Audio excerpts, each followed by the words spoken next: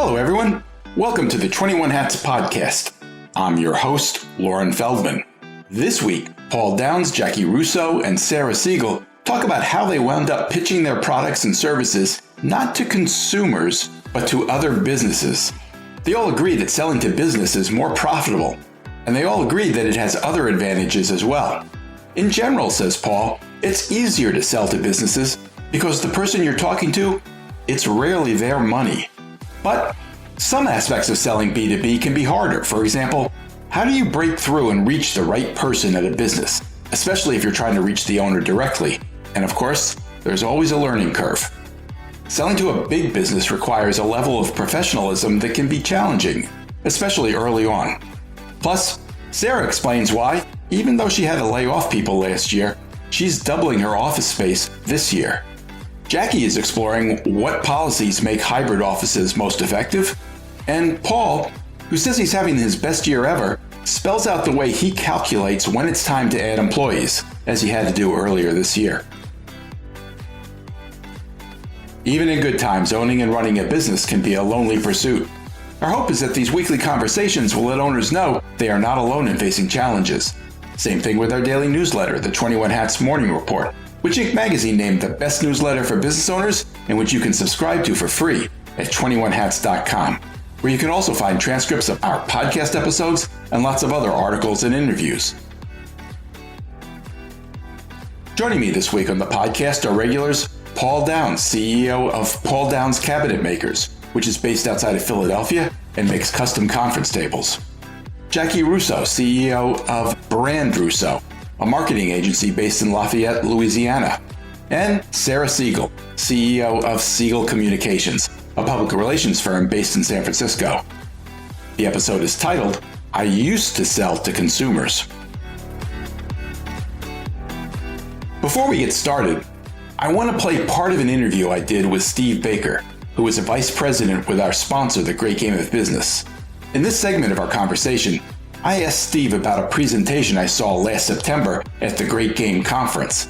The presentation came from a consulting firm, ITR Economics, that is predicting we will experience a depression in the 2030s, much like the one we experienced in the 1930s. I asked Steve what the Great Game suggests businesses do to prepare for a depression. Well, first of all, you got to get over the fear. I think fear is the right response.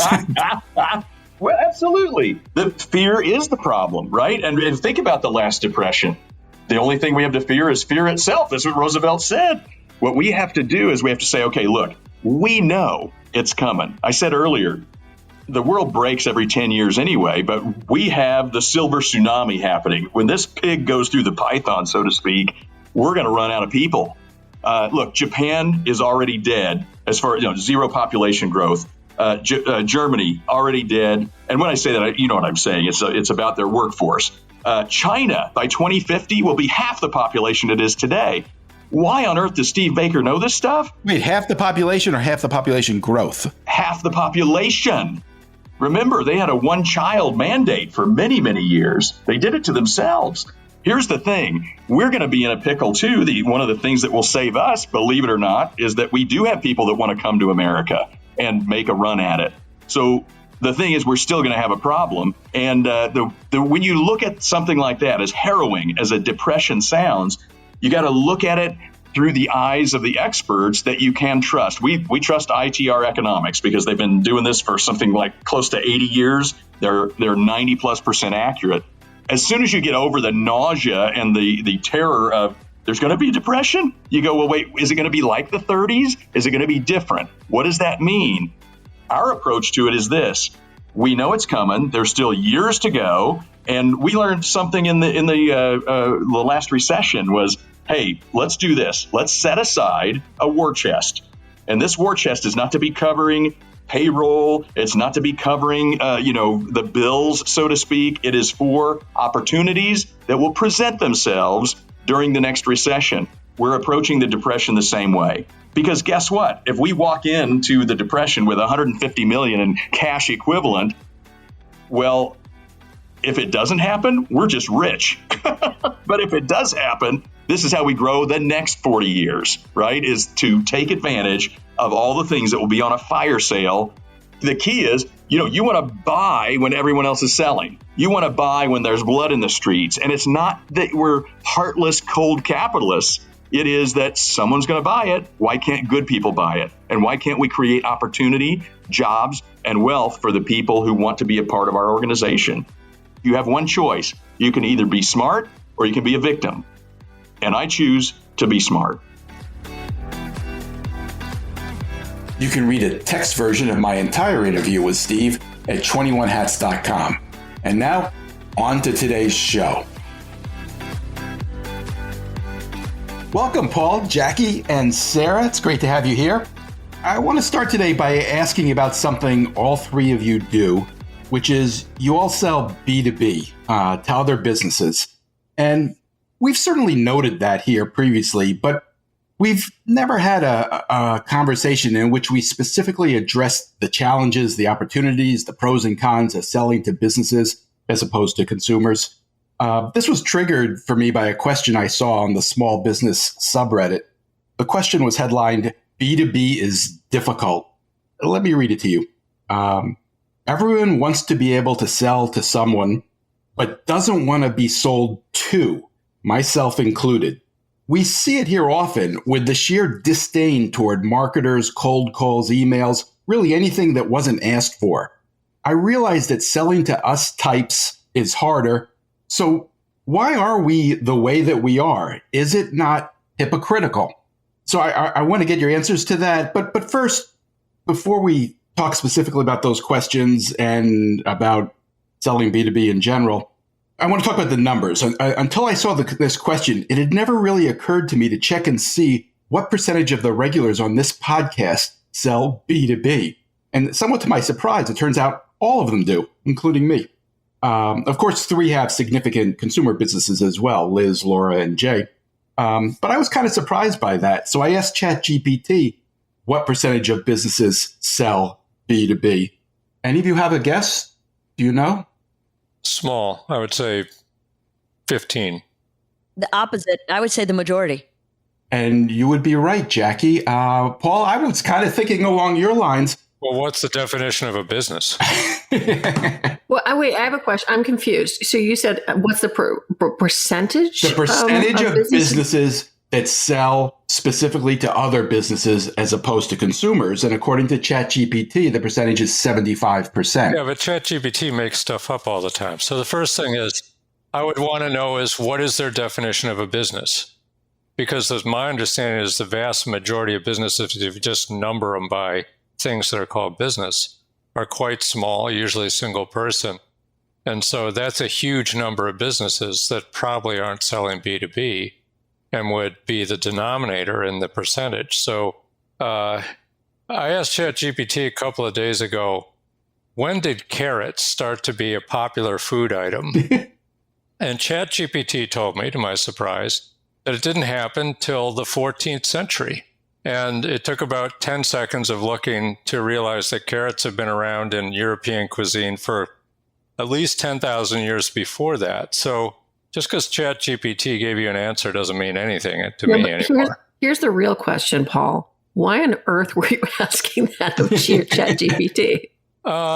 It was my wife and I were just talking about cooking, and what I was curious about was whether carrots were one of those things like tomatoes or potatoes that had been introduced to European cuisine after America was discovered. So the answer, the 13th century, doesn't make any sense in any context because it would be prior to Columbus finding the New World, but it would be so much farther after people started cooking in Europe and other places that it's just like, where did that even come from? Now, this was, to be fair, this was Google's AI, their little summary at the top of the search results saying, here's what we think it is. And then all the search results immediately below that directly contradicted this AI-generated answer. And that's the same place that said a popular topping for pizza is glue. So yes, you are correct. AI can be wrong. But Jaci knew. Jaci, how did you know? Well, because that's what we do. Ourselves are B2B, but we primarily work with B2B clients. And so our clients sell to other businesses. And I am, even though I know, I am still regularly amazed by how many businesses are out there that I've never heard of, in industries that I've never heard of, making things that I've never heard of, that are sold in the millions and sometimes billions.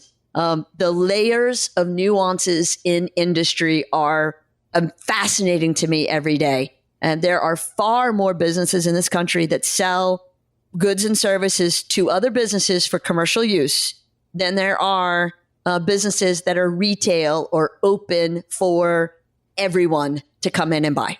But my question also is, but where's the money at? Like, is the percentage, does it make sense? Like, is the money really in one, B2B or B2C? Yeah, there are more dollars moved in the B2B space than there are in the B2C space in the 23 years that I've been doing this.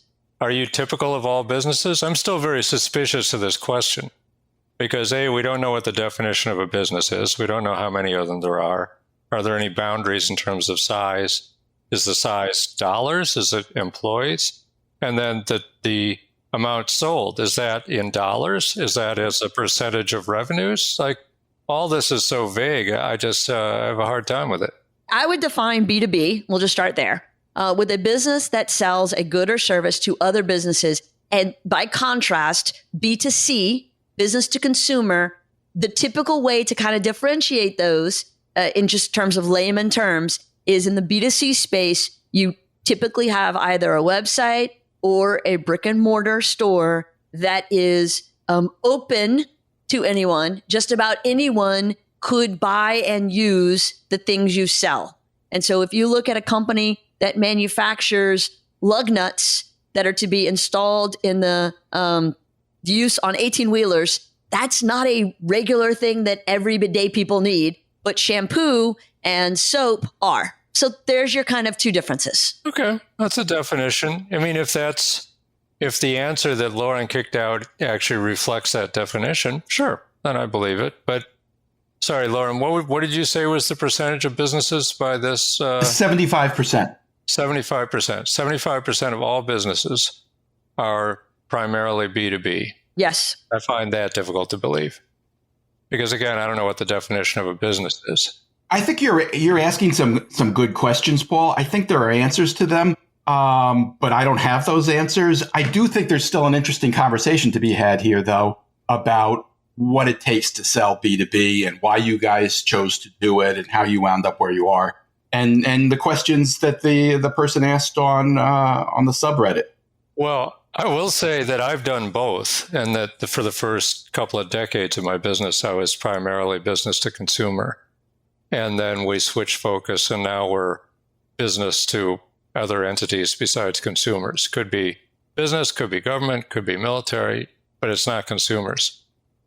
It is way easier to make the sales to anybody but consumers, at least what we sold, because it was a high cost, high commitment item.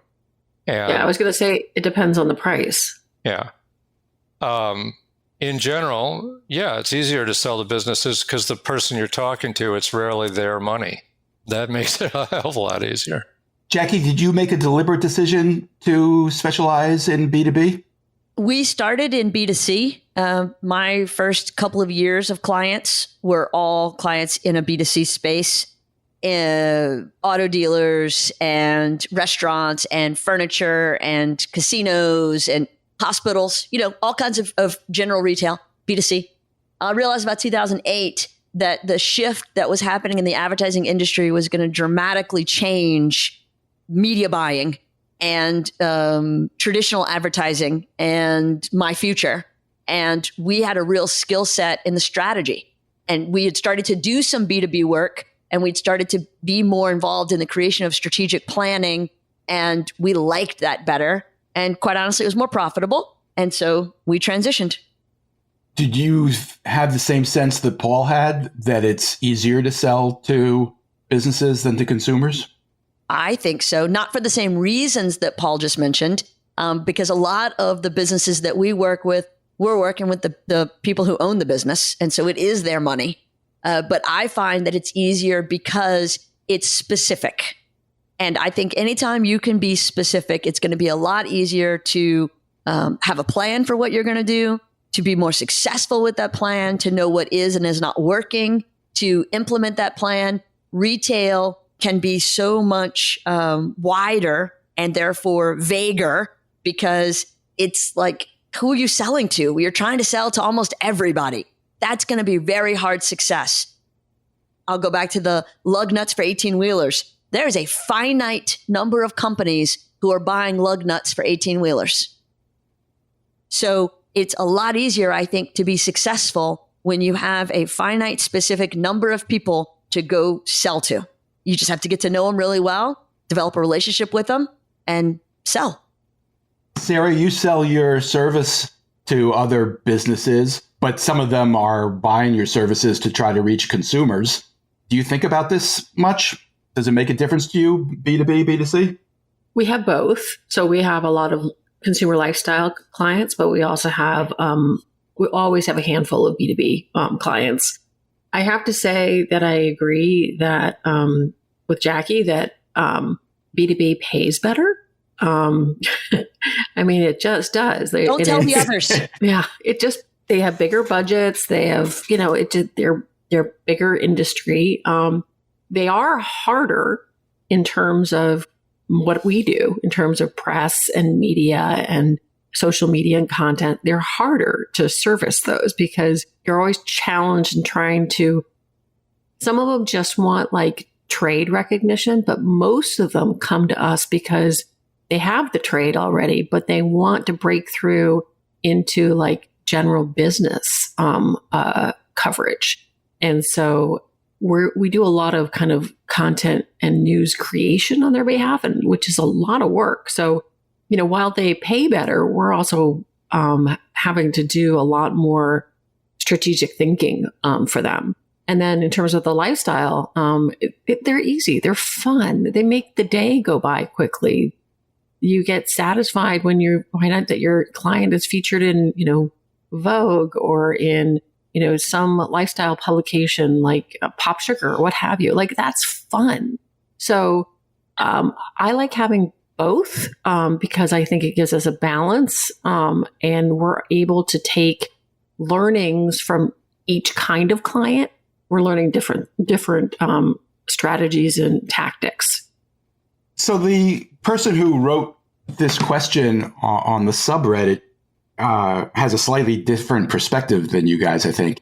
This question suggested, the headline was B2B is difficult, and it was making the point that other business people that this person was trying to reach don't want to be reached a lot of the time. They're not asking for the kind of outreach this person is trying to do. So bad outreach, I'm going to say, because sorry to interrupt you, Lauren, but on any given day, my inbox has at least 10, if not 15, cold emails or follow-ups to previous emails of somebody.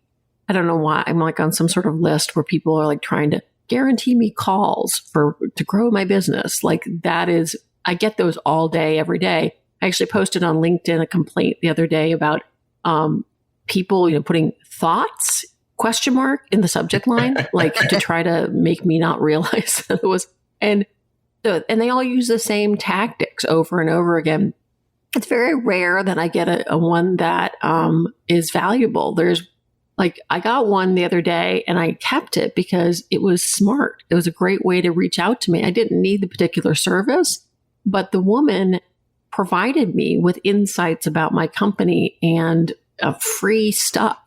Something valuable for me as a business owner. So that was good. It wasn't just like hey, I can guarantee you 25 calls so you can grow your business. Like, I don't love the deluge of cold emails, but I'm open to thoughtful, strategic, targeted emails. Those people are selling, and they're selling, and I'm using air quotes here, selling with false promises. There's no social proof. They don't know you. They don't know what they can deliver for you. They are lying, and they make all of our industry look bad. And I'm going to revisit my need for some licensing and rules and regulations around it, but that's a topic for another podcast. But the one that you saved are the same ones that I save every once in a while. The ones that cut through the clutter because they're not selling. They're sharing information of value. They're serving. They're delivering something that can help us with our jobs. So the person who started this on Reddit, sure, nobody likes being sold to. I went to dinner with my in-laws last night, and my father-in-law was on a rant about TV ads and how horrible all the TV ads are. And I was like, well, if you don't want to be sold reverse mortgages and hearing aids and Medicaid supplements, stop watching old people TV. I don't know what to tell you, but that's what they're doing is they're selling you things that they think the audience of that TV station wants to watch. I just want to add to that is that, like, for example, we pitch media, right? And a reporter can know that if we're just throwing spaghetti at the wall and blasting them, or if we're reaching out them individually and looking at what they're reading and really getting to know them before we reach out, like, you can tell. Oh, you mean doing your job? Yeah. Yeah, it comes through loud and clear. When professionals do their job and have research and expertise and put thoughts together, then it's not spam. It's sharing and serving. And that will get you in the door most of the time. I think that the fundamental insight for the person who asked the question on Reddit is that if what you're doing isn't working, think about what you can do to make it better. Are you pitching a good or service that's a common commodity and you're just spamming people and hoping for a 0.1% return or something? I've run into some tough moments in my business and always got the advice from people who knew me well. It's like, you're trying to blame the economy, you're trying to blame this, you're trying to blame that. Don't. Just look in the mirror. And whatever you do, if you start doing a better job, you're going to have a better outcome. So we don't really know anything about this person on Reddit, what they're trying to sell, what their approach is, other than them complaining it isn't working. So rather than put the onus on the people who are getting whatever crappy message this person is sending out, I would suggest that that person figure out why their message is generic, poorly timed, not relevant to the people that are receiving it, and try to figure out a way to do this differently. Because business owners have problems just like everybody else. I have in the past actually responded to pretty much a cold call that was extremely helpful and has ended up saving me, probably $100,000 in credit card fees.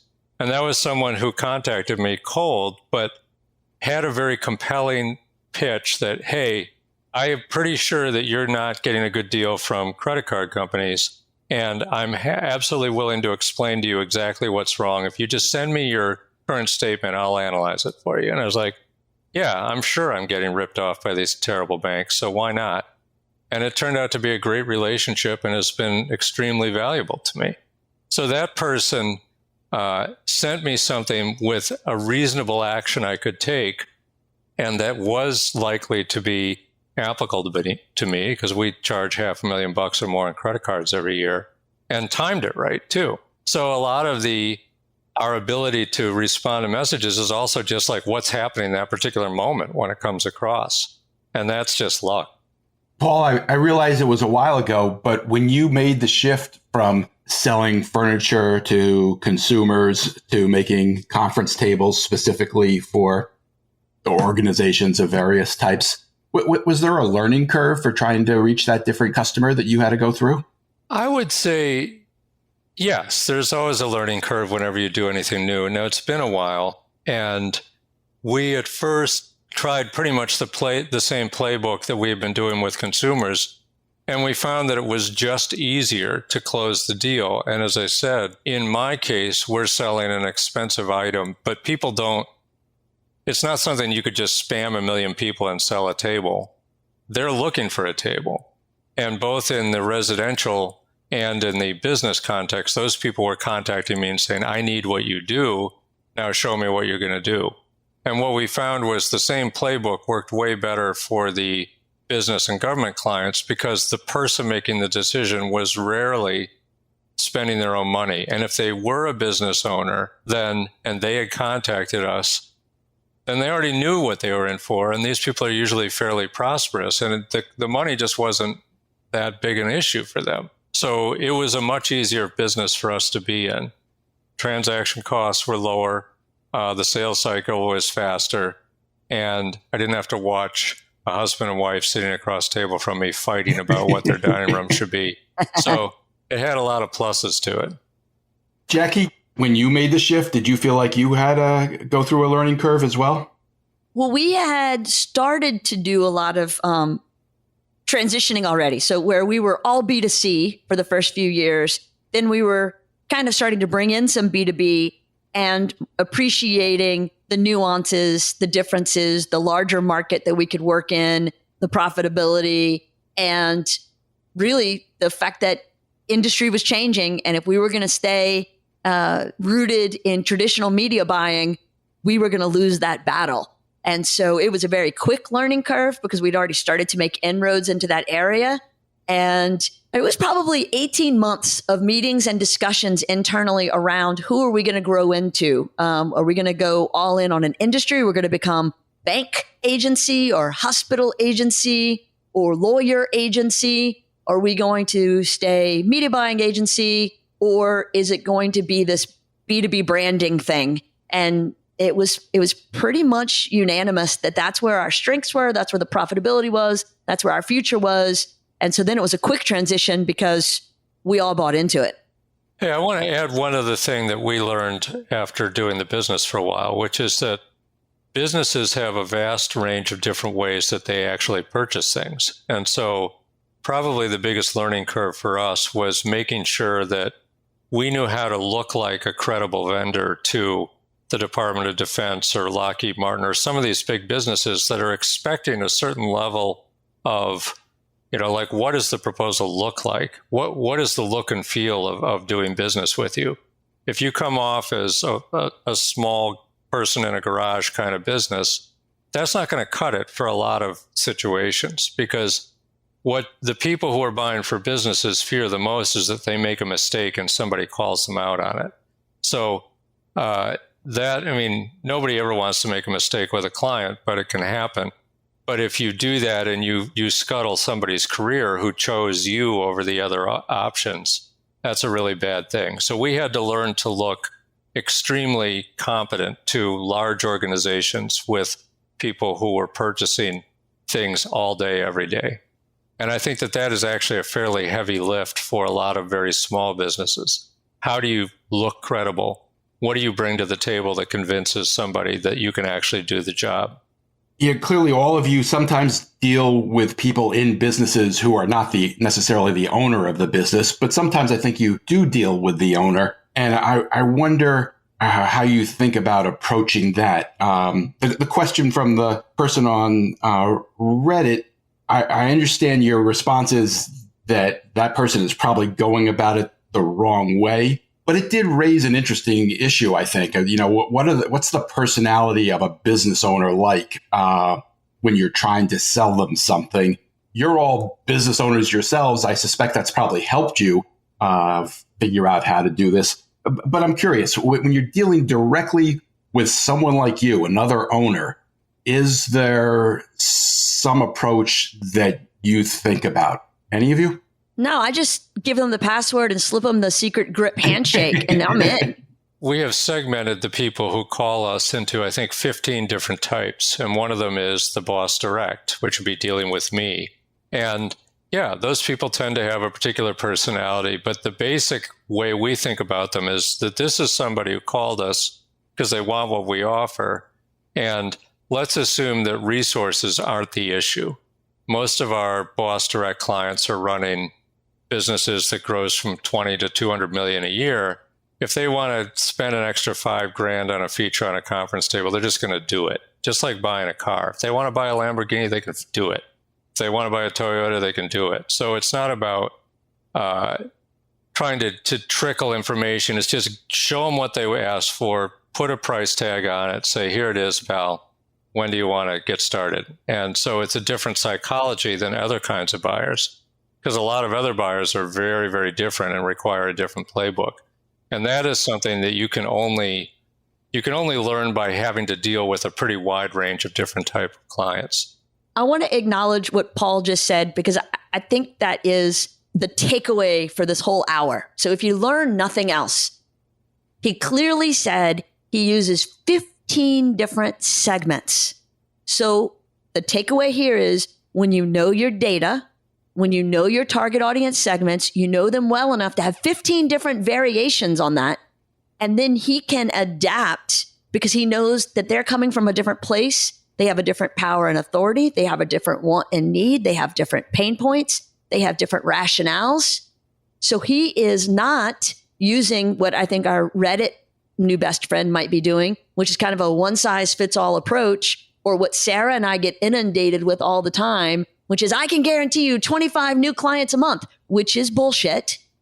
So what Paul's doing is doing it the right way. He knows his target audience so well. He knows how to segment them so well that he's serving up the right piece of information with the right motivators to the right person to get the right answer.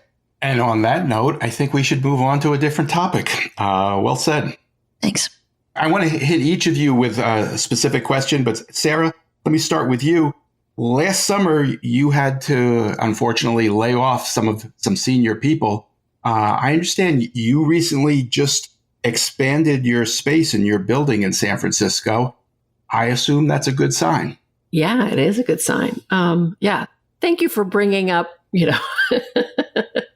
bad times. Well, I bring it up in a positive context. It's a pretty quick turnaround to be taking more space after having had to lay people off. Well, just for context, we last year, just to refresh, we laid people off after losing several very large clients that basically ran out of money because of the economy and VCs and all that kind of good stuff. And so I learned a lot from that experience and rebuilt based on smaller sized clients. So our monthly retainer minimum was decreased, but also it's made it so we're not so dependent. We don't have an anchor. If a client leaves, my P&L doesn't flinch, It's a little more complicated running the business because we have so many clients. So we do have a lot more kind of younger, cheaper people coming on board. And it's been a great way for me to build a business. Now, as far as expanding, the upstairs of our building has been empty for a year or so. And we have a great relationship with our landlord. And so we'd kind of been just hemming and hawing over it. We had asked for the first right of refusal and didn't take action on it. But we pay next to nothing for our space. Like, you guys would laugh by how little we pay. Try us. For our current space, we pay $2,500 a month, and we're basically doubling our space. And so I negotiated a similar term for the second floor.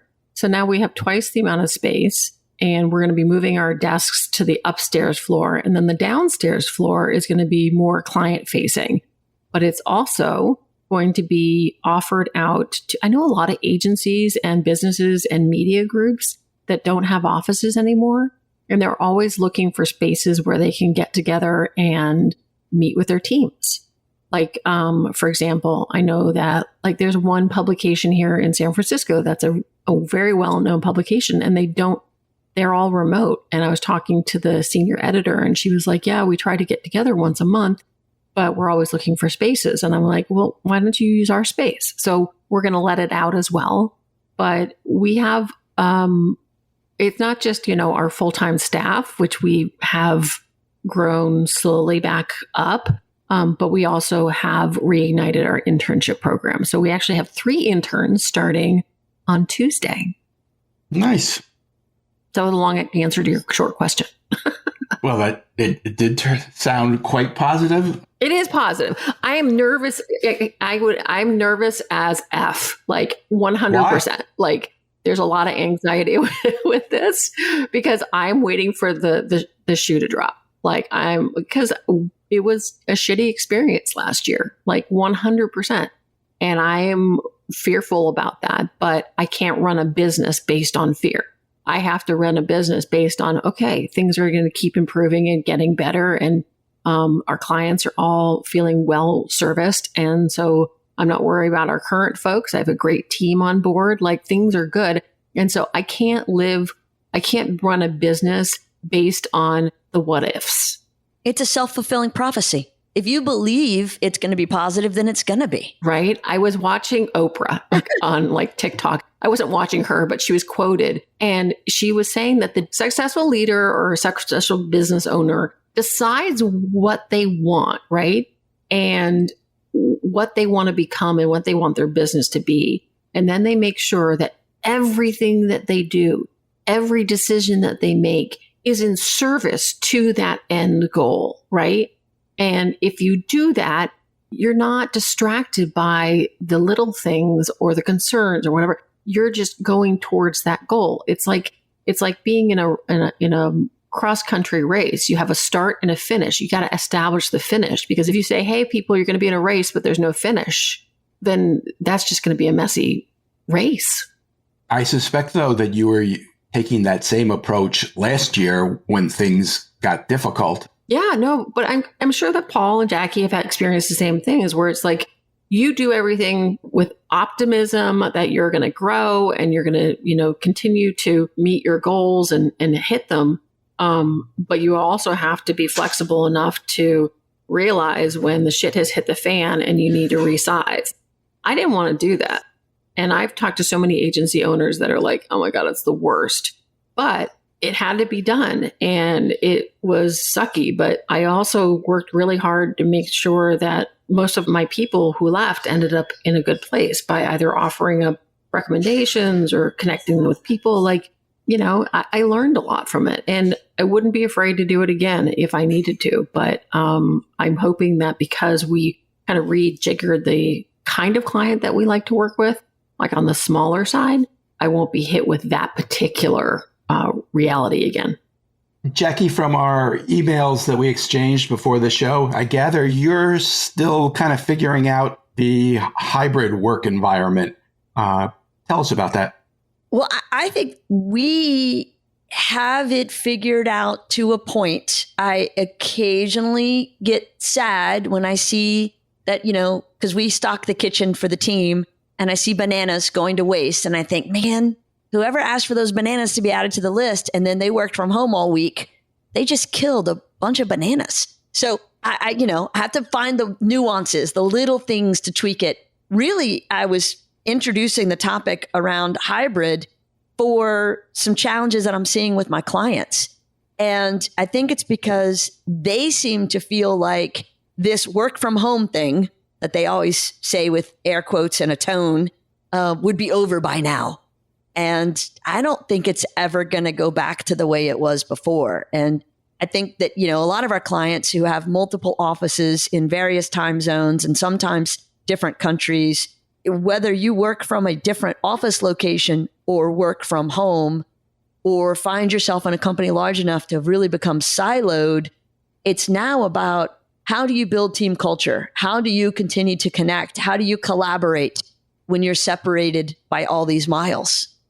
And are you finding an answer to that question? I'm working through answers to that question. I'm starting to do organizational assessments and trainings for companies who are struggling with that. And so I'm looking for feedback. I always want to know how other companies are doing it, who's cracked the code, because that's how I think we learn, is by observing the ones who've gone before us and have figured it out. So are you hybrid or are you completely remote?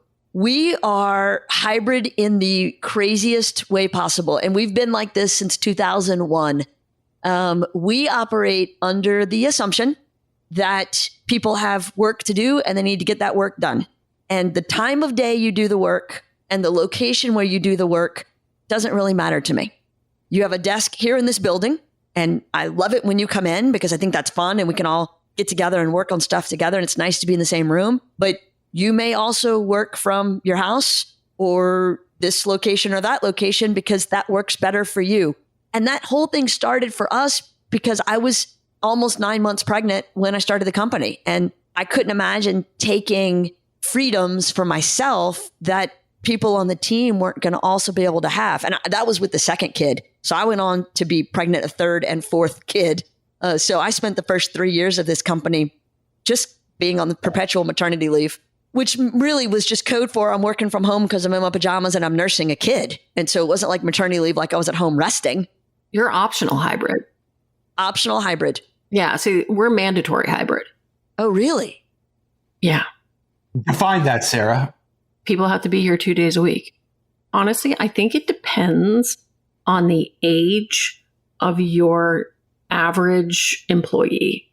How so? And the experience. Because think about it. When you were young and you were kind of just getting into the business, like you enjoyed going into the office and learning from your peers and getting to know your bosses and having that cocktail after work and having that kind of social connection. And when you got a little bit older, you didn't need as much because you have a family and you have kids and this and that. But like, if you have people that are on the younger side, we're trying to be flexible. Obviously, if something comes up, stay home, like do what you need to do.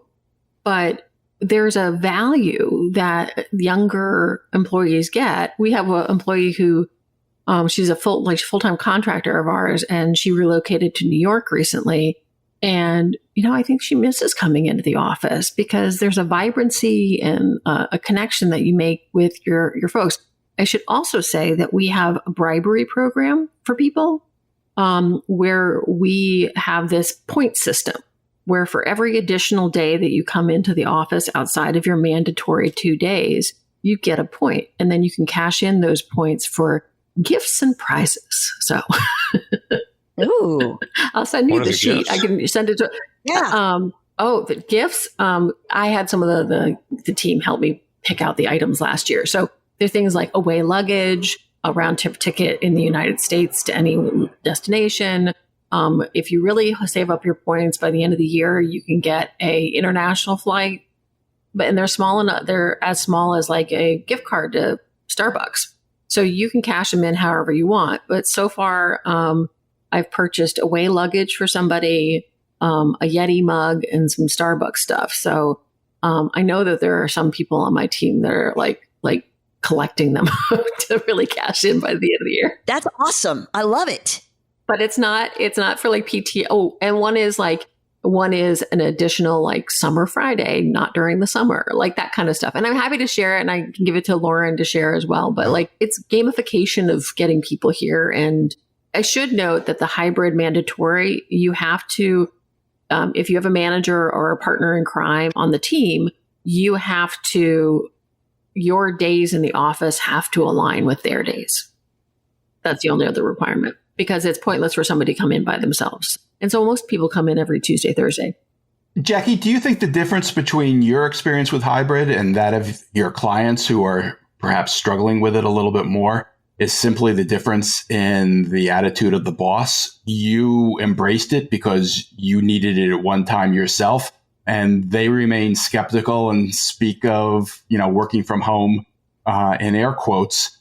Is it as simple as that? I think it is that, but I want to give some fairness to the fact that it's not as simple as that. So yes, I do think that's a lot of it. I think it's about trusting your team.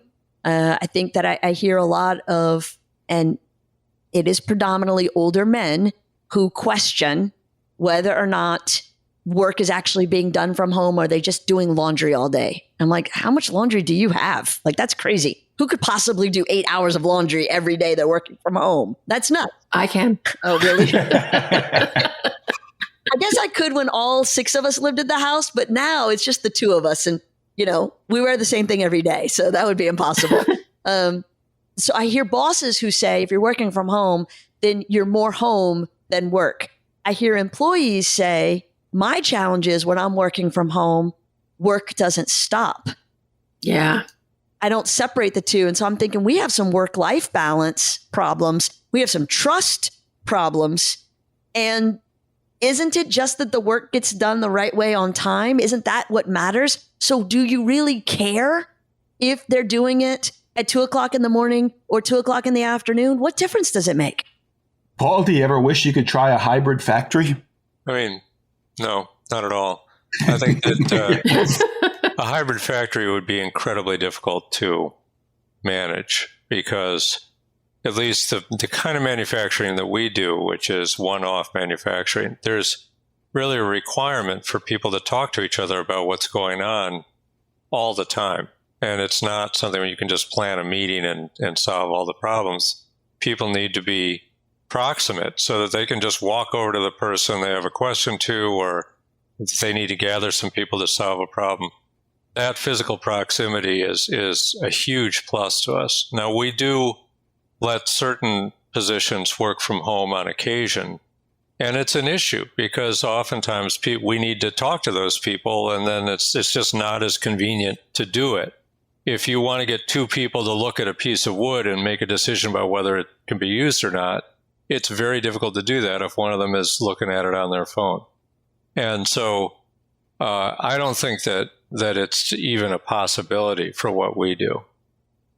Is it also an issue for the employees who don't have that option? Is there some jealousy and frustration there? Possibly, but probably the biggest break point for my team is that the people on the shop floor are working in an environment that's not air conditioned at all. And the people in the office have kind of crappy air conditioning, but it's better than nothing. And so that when you walk from one to the other, you just notice, oh, now I'm in a different place. Now, much of the year, it doesn't really matter. In the fall, in the winter, in the spring, it doesn't matter at all. In the summer, it can be pretty bad. If it's 92 degrees on the shop floor and it's 80 in the office and not nearly as humid, yeah, that's like a class divide. But everybody who works here understands that. And that part of our rules is like, if you're feeling overheated, just go in the office and have a cold drink. We don't care. And so I think that whatever resentment there is, none of my people are the type of person who's going to let that fester. Like, we all understand this is just what it is. And I also have a number of people who've worked for me who've had other employment situations where instead of it just being a hot shop, they were on a hot roof, or they were in Baghdad getting shot at or something. So everybody's got access to some perspective about how bad it could be to be hot. And what we do is try to do everything we can to mitigate it. And it's not as bad as a lot of other situations. So they have perspective. They have perspective, yeah. And they're good people. They just get it. It's like, this is what it is. You can't make everything perfect all the time. But if there's an acknowledgement from management that, yeah, this isn't optimal, but this is what it is, and I've explained to them what the problem is, why we can't air condition the shop, and looked into what it would cost and told them, hey, it's going to be $250,000 and then, another $4,000 a month for the electricity. And there's your bonus. What do you think? And so they understand that we've looked into it and we're doing the best we can. Paul, you haven't been on the show in a little while. I haven't had a chance to ask you what I've asked just about everybody else, which is, how's your year going so far? Best year ever so far. I mean, we're on track for over $6 million at the moment. Our sales are up about 35% from last year, which was actually kind of a down year. So I can't necessarily explain what it is. It's just more people calling us. And we've done a lot more government work this year. I think that there has been an effort on the part of the government to spend money. And whether they're getting directions from the top to do that or not, I have no idea, but they're spending money. So we're doing okay. I hired a bunch of people early in the year, and they're all working out great. They're all young people. And I would say that this has actually been one of the better years in terms of just being easy to manage, because if people are pounding on the door to buy what you sell and actually placing the orders, then all other problems are solvable. And if they're not, then you got real problems. So we're in a easy to solve year. Were you hiring people to replace people or to expand? Both. We had one who left and I hired a replacement, and then seeing the trend starting at right from January, people were placing orders at a higher rate than they normally would.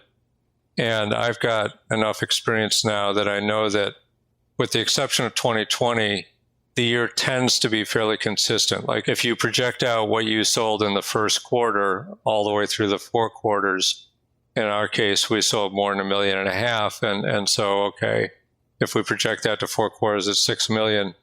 So I started planning for 6 million, and that's been the right move so far because it looks like we're going to be there. And I keep track of ratios of revenues to employees, just like, okay, if you divide the revenues by the number of employees, you get a number. Very simple to calculate. And we were at about $190,000 per employee for the last 2 years. And then if we're going to do 6 million, it implies that we need 30 employees. And if you only have 24, it's like, okay, you better do something, because you can't, in our environment, it's difficult to make people magically more productive. It's just the nature of the work is just the same. You can raise prices, which we did do, but at a certain point, you just know you need more people to do what you need to do. Paul, we've talked a lot over the last year, maybe the last two, about your spending a lot of time, energy, money on rethinking your marketing. You wanted to aim at a slightly different type of client. You created a new website. But when you listed the reasons why your revenue was up this year, you didn't mention that. I'm curious, do you think that's had an impact? Well, we can't draw a direct line from the things we did last fall to orders that came in immediately. But one of the things that we did in order to reach the target audience was to focus and develop marketing materials that talked about our experience at senior levels of government and military. And by coincidence, we're getting a lot more of those kinds of inquiries, even though I can't say, oh, it was the person I talked to at this show we did called me. It's just somebody else. And I don't even know what that means. Like, we saw that there was an opportunity, we did something about it. And so I think part of it is that our response to the inquiry that wasn't necessarily driven by our market is now better and tighter because we did all this work to be ready for the market when it showed up. So I'll take that, that's fine. But like right now, I'm actually working on a project for a senior federal agency and some work they need. And we didn't know the architect who contacted us.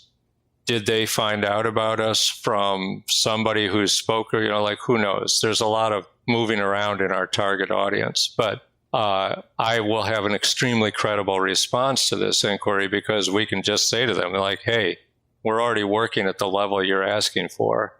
Here's projects, here's people. And so when you focus on developing a market and you get some success, it just makes it easier to access and succeed down the road. And at that, getting back to the very first question, the person on Reddit, if you're just starting a business, it's tough to get that first group of experience. Like that first set of clients that are convincing clients for the next set of clients. That's probably the hardest part about starting a business. And particularly in today's day, if you send an email and the person read it and they looked at your website and they could just as easily be looking at all of your competitors within the next second and a half.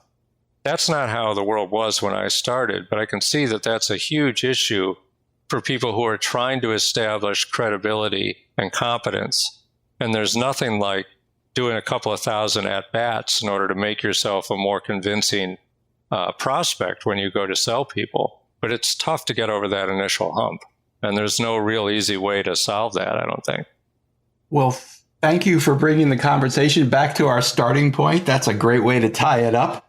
My thanks to Paul Downs, Jaci Russo, and Sarah Segal, and to our sponsor, The Great Game of Business, which helps businesses use an open book management system to build healthier companies. You can learn more at greatgame.com.